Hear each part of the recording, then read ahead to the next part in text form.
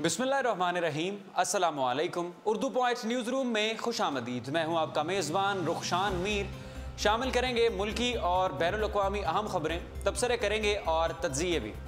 नाज़रीन, क्या कभी आपने ऐसी खबर सुनी है कि एक मुल्क के किसी सूबे या स्टेट की वज़ीर आला जो कि हो भी खातून, उसको किसी दूसरी जमात के यूथ विंग लीडर ने धमकी दी हो?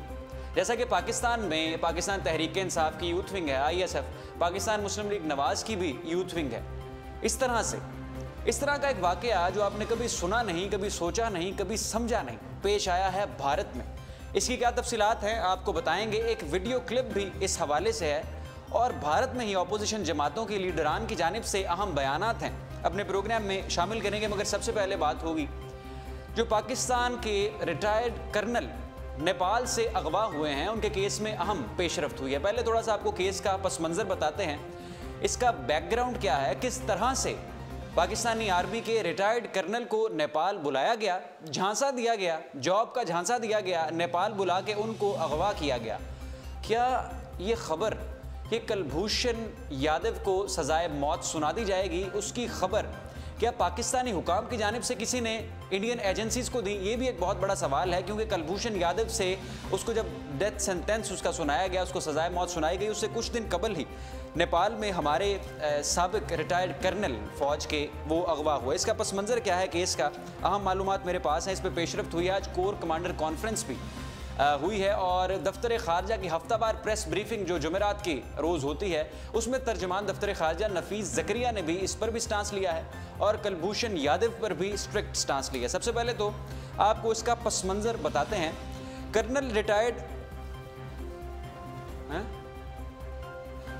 रिटायर्ड हबीब 5 अप्रैल को ये ओमान गए और 6 अप्रैल को काठमांडू ये तशरीफ़ ले गए।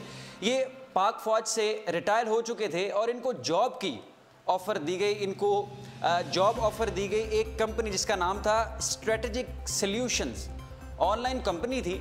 उसकी वेबसाइट ने इनसे राबता किया और मार्क थॉमसन अपना नाम बताया कि मैं सीनियर रिक्रूटर हूँ स्ट्रेटेजिक सॉल्यूशन कंपनी का। उन्होंने कर्नल साहब से राबता किया और उनको काठमांडू जो कि नेपाल का कैपिटल है वहाँ पर तलब किया। ओमान के ज़रिए ये काठमांडू पहुँचे और काठमांडू जब ये सरहदी इलाके भारत के साथ सरहद से जो इलाका मिलता है लंबीनी, वहाँ पर पहुँचे तो ये गायब हो गए। इनको किसी ने अगवा कर लिया और कोई सुराग तक ना छोड़ा। पाकिस्तानी हुकाम ने इसकी तफ्तीश की, नेपाली अथॉरिटीज़ से रवाबत कायम किए, खतूत लिखे नेपाली हुकाम को। इंडिया में भी इसकी बात की गई कि लगता है कि इसके ताने बाने रिसर्च एंड एनालिसिस विंग जो भारत की खुफिया एजेंसी है उसके साथ मिलते हैं और वही हुआ जिसका खदशा था। FIR दर्ज कराई इस हवाले से साद हबीब ने, जो कर्नल हबीब के बेटे हैं, साद हबीब ने FIR दर्ज करवाई और FIR में ये मौक़िफ़ अपनाया कि जब वो भारत के सरहदी इलाके में पहुँचे तो उनकी मुलाकात जावेद अंसारी नामी एक शख्स से काठमांडू में उनकी मुलाकात हुई, कर्नल हबीब की मुलाकात, और उसके बाद से वो गायब हैं और उनका अता पता कोई। जब पाकिस्तानी एजेंसीज़ ने इसकी खोज लगाई, नेपाली खुफिया एजेंसी से भी रब्ता किए, उनकी जो अथॉरिटीज़ हैं उनके साथ भी रवाबत कायम किए कि हमारे फ़ौज के कर्नल आखिर गए कहाँ, तो पता चला जो ये कंपनी है स्ट्रेटेजिक सॉल्यूशंस कंपनी, जिसके मार्केटिंग ऑफिसर सीनियर रिक्रूटर ने मार्क थॉमसन ने रब्ता किया था, इस कंपनी का कोई वजूद नहीं।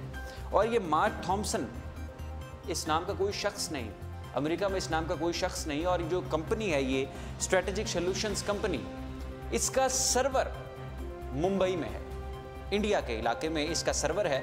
और आज इस बात की तस्दीक की है तर्जमान दफ्तर खारजा नफीस ज़करिया ने। हमने पहले अपने प्रोग्राम में इसका जिक्र इसलिए नहीं किया क्योंकि उस वक्त इन्वेस्टिगेशन जारी थी, मगर अब नफीस ज़करिया ने भी इसकी तस्दीक कर दी है और हुकाम से भी जो ज़राए हैं उनसे भी यही इत्तलात मौसूल हो रही हैं कि इसके पीछे 100% भारतीय खुफिया agency research and analysis wing का ही हाथ है। और पाकिस्तान में जो तज्जिया नगार हैं, नाम ले लेते हैं, शाहिद मसूद साहब ने तज्जिया दिया है कि पाकिस्तानी गवर्नमेंट में से किसी रहनुमा ने, पार्लियामेंट में से किसी शख्स ने ये खबर लीक की है कि कुलभूषण यादव को सजाए मौत सुनाई जाएगी।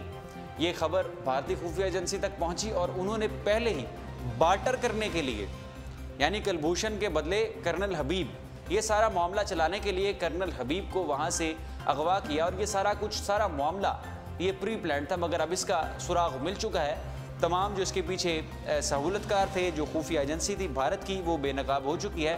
कंपनी स्ट्रेटेजिक सोल्यूशन कंपनी का सर्वर मुंबई से मिलता है। ये अहम पेशरफ्त है इस केस के हवाले से। और कोर कमांडर्स कॉन्फ्रेंस आज हुई है और कोर कमांडर कॉन्फ्रेंस में कुलभूषण यादव पर सख्त मौक़िफ़ अपनाया गया है। जो भारतीय खुफिया एजेंसी का जो उनका सबूटियर था, जो उनका स्पाई था, जासूस था, उसको हमने बलूचिस्तान से 3 मार्च 2016 को गिरफ्तार किया। 11 मार्च 2016 को उसका वीडियो क्लिप मंजरे आम पर आया, एतराफ़ी वीडियो क्लिप, जिसमें कुलभूषण यादव ने एतराफ़ किया कि वो भारतीय नेवी का कमांडर है, 2022 तक अपनी खिदमत सरंजाम देगा। और उसको टास्क ये दिया गया था कि बलूचिस्तान और कराची के हालात किस तरह से मुमकिन तौर पर ख़राब किए जा सकते हैं। कुलभूषण यादव ने यह भी बताया कि उसका नेटवर्क पाकिस्तान में मौजूद है। बहुत से तज्ज़िया निगारों ने यह बताया और ज़राए ने बताया कि जब ये पकड़ा गया था तो ये मालूमात पहुंची थी कि इसके साथ 460 के करीब 450 से ज़ायद बंदों का एक नेटवर्क था। और हुकाम ने, एजेंसियों ने यह बताया कि इससे 2 या 3 गुना ज़्यादा हैं, इससे भी ज़्यादा, तकरीबन 2000 के करीब इसका नेटवर्क है। हमारे साथ टेलीफोन लाइन पर तजिया निगार अहमद कुरैशी साहब मौजूद थे। उन्होंने भी ये ऐड किया हमारे प्रोग्राम में, ये ख़बर उन्होंने हमारे साथ शामिल की। तो आज इस सारे मामले पर अहम पेशरफ्त हुई है। कोर कमांडर कॉन्फ्रेंस में भी यही मौक़िफ़ अपनाया गया है, कुलभूषण यादव को माफ़ी नहीं दी जाएगी। जो ख़बर हमारे तक पहुंची, जो इतलात पहुंची, वो ये कि कुलभूषण यादव या कोई भी ऐसा शख्स, कोई भी ऐसी एजेंसी, खुफिया एजेंसी जो पाकिस्तान के हालात ख़राब करने में मुलव्वस होगी, कोई जमात, कोई पार्टी, किसी भी सूबे से उसका ताल्लुक़ हो, उसके ख़िलाफ़ घेरा 100% तंग किया जाएगा। सिंध हुकूमत पे बात करेंगे, मगर उससे पहले एक अफसोसनाक वाक़या आज पेश आया है मर्दान में। मर्दान की एक यूनिवर्सिटी में, अब्दुल वली खान यूनिवर्सिटी में 2 ग्रुपों के दरमियान तसादुम हुआ है। अभी जो ख़बर इत्तलात पहुँच रही हैं हमारे तक, तसादुम हुआ है और तसादुम में DSP समेत 4 अफराद ज़ख्मी, जबकि एक तालिब इल्म जिसका नाम मशाल बताया जाता है, इबलाग़ आमा का तालिब इल्म था, मैस कम्युनिकेशन का, जर्नलिज़म का, वो इस जो झड़प थी, जो इस लड़ाई थी, उसमें जाँ बहक हो गया है। उसको बहुत अफसोसनाक खबर है कि 2 ग्रुपों के दरमियान लड़ाई हुई है मर्दान की अब्दुल वली खान यूनिवर्सिटी में और एक तालिब इल्म उसमें जाँ बहक, जबकि 7 ज़ख्मी हैं। DSP भी इसमें ज़ख्मी है। ज़ख्मियों को DHQ में मुंतकिल किया गया है और जाँ बहक को भी वहाँ पर ले जाया गया है। पंजाब यूनिवर्सिटी लाहौर से तो अक्सर औकात ख़बरें आती हैं, मगर आज ये अफसोसनाक खबर मर्दान से भी है जो हमने अपने प्रोग्राम में शामिल की। सिंध हुकूमत की बात करनी थी। आज वज़ीर आला सिंध मुराद अली शाह ने सख्त मौक़िफ़ अपनाया है वफाक के लिए भी, और सुई सदरन, जो सुई गैस हमारे घरों तक पहुंचती है गैस, उसका हेडक्वार्टर चूँकि कराची में है, सुई सदरन गैस के लिए भी उन्होंने सख्त मौक़िफ़ अपनाया है। मामला कुछ इस तरह से है कि 100 मेगावाट का बिजली बनाने का 100 मेगावाट का प्रोजेक्ट सिंध हुकूमत सिंध के लिए शुरू कर रही है और के इलेक्ट्रिक के पास भी उन्होंने उसके साथ इन्होंने मुआहदा तय कर लिया है, कनेक्शन अपना यानी बना लिया। 100 मेगावाट बिजली पैदा करने के लिए सिंध हुकूमत ने के इलेक्ट्रिक के साथ मुआहदा कर लिया है, मगर उसके लिए गैस चाहिए। और वज़ीर आला सिंध मुराद अली शाह ने यह कहा है कि वफाक हमें गैस फराहम नहीं कर रहा।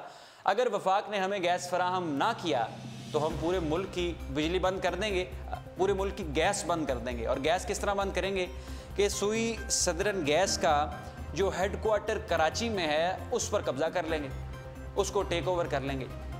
और बहुत से इस पे राय ये कायम की जा सकती है, तज़किया ये हो सकता है कि जिस तरह आसिफ अली जरदारी के दौर में, क्योंकि पीपल्स पार्टी की हुकूमत वहाँ से वो लीड करते थे सिंध से, तो पंजाब में लोड शेडिंग किस कदर ज़्यादा थी आप जानते हैं। आसिफ अली जरदारी के पाकिस्तान पीपल्स पार्टी का दौरे हुकूमत जो 2008 में शुरू हुआ 2013 तक जारी रहा, उसमें लोड शेडिंग किस कदर थी। तो ये उन्होंने आज मौक़िफ़ अपनाया है कि अगर हमें गैस ना दी वफाक ने तो हम सुई सदरन पे कब्ज़ा कर लेंगे और पूरे मुल्क की गैस बंद कर लेंगे। सुई सदरन का कहना है कि हमें सिक्योरिटी फराहम की जाए, 1 अरब रुपए की सिक्योरिटी दें तो हम आपको गैस दे देते हैं। मसला यहाँ पर सिक्योरिटी का है, मगर जो मसला पीछे बैकडोर मसला नज़र आता है वो ये कि वफाक और सूबाई हुकूमत के दरमियान जो रिफ्ट है, जो 2013 से चल रही है या उससे पहले से जो चल रही है पीपल्स पार्टी गवर्नमेंट में नून लीग के लिए और नून लीग की गवर्नमेंट पे पीपल्स पार्टी के लिए, ये उसकी ही कोई कड़ी है। अब बात करते हैं जो मैंने जिससे अपना इंट्रोडक्शन दिया, जो मौजू बड़ा अहम है इंडिया के हवाले से। नाज़रीन, इंडिया में वज़ीर आला है ममता बनर्जी वज़ीर आला। ये वेस्ट बंगाल की चीफ मिनिस्टर हैं और इन्होंने स्टांस अपना हमेशा से भारतीय जनता पार्टी जो बीजेपी है, नरेंद्र मोदी की गवर्नमेंट, शिद्दत पसंद की हुकूमत के लिए इसने सख्त मौक़िफ़ हमेशा से अपनाया है। उसने एक वीडियो क्लिप जारी किया था और ये जो ममता बनर्जी हैं इनके बारे में ये कहा जाता है, जो अगर आप रिसर्च करें, आप भी रिसर्च करें, कि वहाँ पे जो मिनॉरिटीज़ हैं, जो मुसलमान भारत में रिहाइश पजीर हैं, उनके लिए इनकी पॉलिसी वेस्ट बंगाल में लीनियंट है, यानी नरम है, नरम गोशा रखती हैं मुसलमानों के लिए। इसी सारे मामले को वजूद बनाकर लखनऊ में एक जो कि बीजेपी की एक यूथ विंग है, यूथ विंग का लीडर यागेश वारशे ने कहा है कि ममता बनर्जी का मेरा जी चाहता है कि उस खातून का कोई मुझे सर ला के दे दे, जो भी मुझे उस खातून का सर ला के देगा उसको 11 लाख रुपए इनाम दूंगा। वीडियो क्लिप हमारे पास है, पहले वीडियो क्लिप ज़रा उस लड़के का आप मुलाहिजा कीजिए। मंगल राज्य में जो एक अनहोनी घटना ममता बनर्जी कर रही हैं, एक तुष्टीकरण से भी परे कोई राजनीति का इसे नाम दिया है उन्होंने, लेकिन मैं इसे राजनीति नहीं समझता। मुझे नहीं लगता कोई इंसानियत नाम की भी कोई चीज़ किसी के दिल में होती है कि यदि जब सरस्वती पूजा आती है तो तुम सरस्वती पूजा नहीं रुकवा देते हो, रामनवमी पे मेला नहीं निकलने देते। और आज सुबह 11:30 बजे बीरभूम जिले में पश्चिम बंगाल के जब मेला निकल रहा था हनुमान जयंती पर, तो उस बेभाव मार मारी है ममता बनर्जी सरकार ने कि जो व्यक्ति लाल शर्ट भी अगर पहने हुआ है, पट्टा तो बहुत दूर की बात है, लाल शर्ट भी अगर पहनना है, लाल पैंट भी अगर पहनना है, तो उसको पुलिस लिटा के मार रही है। मेरी ये समझ नहीं आता कि इफ्तार पार्टी ममता बनर्जी करा रही हैं, मुसलमानों के सारे पक्ष वो रख रही हैं, लेकिन हिंदू के इंसान नहीं है। अरे अगर ज़रा बहुत इंसानियत भी होती तो इतनी बेभावी से उनको मारना पड़ रही होती हिंदुओं को। आज मैंने पश्चिम बंगाल की वीडियो को अपनी आंखों से देखा, मेरी आंखें फटी रह गईं कि जब सभी हिंदुओं पर लिटा के 100 पुलिसकर्मी 2-2, 3-3 कार्यकर्ताओं पर लाठी चार्ज कर रहे हैं। वो कार्यकर्ता नहीं कह सकता मैं उन्हें, वो भक्त हैं, भक्त भगवान हनुमान जी के भक्त हैं वो, और उन पर आप डंडे बरसा रहे हो। तो किस तरह की डिमांड कर रही है, क्या है डिमांड? क्या है सर, अब तो सिर्फ मन में कुछ विचार ही नहीं आता, सिर्फ एक ही विचार आया उस वीडियो को देखकर, अगर जो कोई उस ममता बनर्जी का सर काट के यहाँ रख देगा, मैं 11 लाख रुपए उसे इनाम में दूंगा। 11 लाख रुपए, ममता बनर्जी का सर काट के ले आओ, 11 लाख रुपए मैं उसे दिलवाऊंगा, मैं दूंगा उसे 11 लाख रुपए इनाम में। अब स्थिति वो आ गई है कि जब भगवान श्री कृष्ण ने भी अर्जुन से कहा था कि जा, अगर धर्म की रक्षा करनी है तो अधर्मियों का नाश कर दे। तो ये ऐलान कर रहे हो? ये मैं ऐलान कर रहा हूं और सभी भारतवासियों से कह रहा हूं। तो ये ऐलान का क्या कोई खत है, क्या लेटर है? हाँ, मैं अपने लेटर पैड पे बाकायदा इसे लिखकर कहाँ दे रहे हो? सभी न्यूज़पेपरों में दूंगा, न्यूज़ चैनलों में दूंगा। प्रशासन को भेज रहे हो? प्रशासन को भी भेजूंगा। किस जरिए, बाय हैंड भेज रहे हो, क्या पोस्टिंग भेज रहे हो? बाय पोस्ट भेजूंगा। किस ममता बनर्जी की सरकार को ही भेज रहे हो? ममता बनर्जी की सरकार को नहीं, मैं पूरे भारतवासियों को भेज रहा हूँ। जो भारतवासी पश्चिम बंगाल भी पूरे भारत में ही आता है। क्या प्रदेश में जैसे योगी सरकार है, योगी जी को कोई खत वही करके भेज रहे हो, क्या है? मुझे किसी से कुछ मतलब नहीं है इस बात से। मैं एक हिंदू का दुख बयान कर रहा हूँ, ये बात बोलकर सिर्फ हिंदू का दुख बयान कर रहा हूँ। क्या घोषणा कर रहे हैं आप? जी, तो नाज़रीन, आपने मुलाहिजा किया वीडियो क्लिप योगेश वार्ष्णेय का, बीजेपी का यूथ विंग का लीडर है, अलीपुर भारत से इसका ताल्लुक है। और इसका कहना है कि जो खातून हैं, उनके सियासतदान हैं, चीफ मिनिस्टर हैं भारत की एक स्टेट की, ममता बनर्जी, कोई मुझे उनका सर ला देगा तो मैं 11 लाख रुपया उसे इनाम दूंगा। एक ऐसे मुल्क में जहां पर खवातीन में से हैं, जहां पर रेप रेशो किस कदर है, खवातीन पर तेज़ाब छिड़का जाता है, तेज़ाब फेंका जाता है, खवातीन का कत्ल किया जाता है, वहाँ पर उनकी तजलील की जाती है, तौहीन की जाती है, वहाँ पर चीफ मिनिस्टर को, खातून चीफ मिनिस्टर को, ममता बनर्जी को, एक यूथ विंग का लीडर ये कह रहा है कि कोई इस मुझे खातून का सर ला दे तो मैं उसे 11 लाख रुपया इनाम दूंगा। वीडियो क्लिप मंजर-ए-आम पर आया और लोगों ने इसको सख्त निशाना तनकीद बनाया। निशाना तनकीद बनने के बाद इसने ये मौक़िफ़ अपनाया कि ये अपने इलाकों में अपने हलकों में मुसलमानों के साथ अच्छा सलूक बरतती है, हिंदुओं के साथ अच्छा सलूक नहीं बरतती। सेनेट में, भारतीय सेनेट में और भारतीय पार्लियामेंट में भी इसकी मजम्मत की गई। और जया बच्चन, अमिताभ बच्चन की अहलिया हैं, एमपी राज्यसभा है, उन्होंने कहा कि आप गाय को महफूज करते हैं मगर ख़वातीन को कोई महफूज नहीं करता। भारतीय जनता पार्टी नरेंद्र मोदी की हुकूमत ने गाय पर तो बहुत शोर मचाया, गाय के लिए तो बहुत चीखे, गाय के हकूक़ के लिए कि गाय को ज़िबा ना किया जाए, गाय का सर ना काटा जाए, मगर ख़वातीन का आपकी हुकूमत के अंडर सर काटा गया, उसके रेप भी किया गया और उसकी तजलील भी की गई। यहाँ तक एक इन्फ्लुएंशियल चीफ मिनिस्टर के बारे में इस तरह की ज़ुबान इस्तेमाल करना काबिल मुज़म्मत है। और एक भारत से ही रिलेटेड एक और ख़बर है कुलभूषण यादव के हवाले से। भारत में बात ये की जा रही है कि कुलभूषण यादव को छुड़ाने के लिए एक्सेस दी जाए, कौंसलर एक्सेस नहीं दी गई, कौंसलर एक्सेस दी जानी चाहिए थी। भारत में ये भी कहा जा रहा है कि कुलभूषण यादव का मुकदमा लड़ा जाएगा।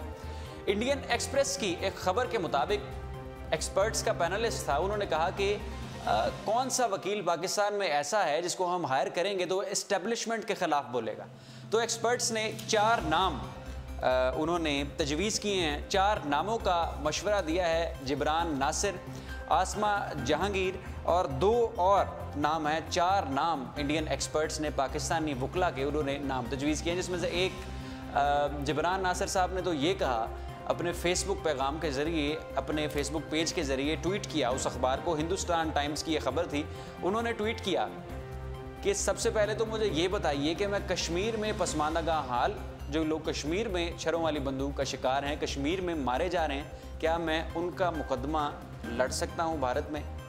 न्यूज़ रूम से इतना ही। रुखशान मीर को दीजिए इजाज़त। इंशाअल्लाह आपकी खिदमत में दोबारा हाजिर होंगे। अपना फीडबैक देना मत भूलिए। अल्लाह हाफिज़।